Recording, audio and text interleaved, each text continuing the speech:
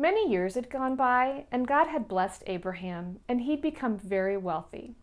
He had thousands of livestock and hundreds of servants, but Abraham and his wife Sarah still didn't have any children.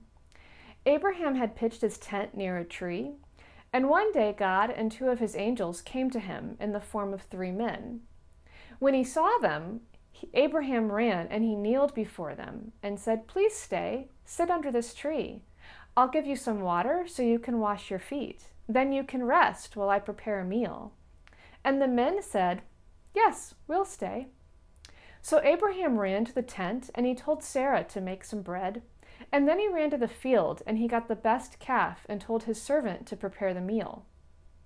When the meal was ready, Abraham brought the roasted meat, the bread, some milk, and he served his guests under the tree. And God said to Abraham, "Where's your wife, Sarah?" And Abraham replied, "She's in the tent." God said, "About this time next year, I'll come back and Sarah will have a son." Well, Sarah was listening from inside the tent, and when she heard that, she laughed to herself, and she said, "That's impossible. I'm too old to give birth to a child." God said to Abraham, "Why did Sarah laugh? Is this too difficult for me? Next year, I'll return, and she will have a son." Sarah was afraid, and she said, "I didn't laugh."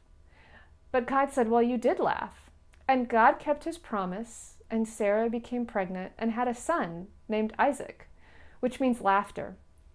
And she laughed for joy, and she said, "Everyone who hears our story will laugh and rejoice with us." Now Sarah was 90 years old, and Abraham was 100 when they had their son.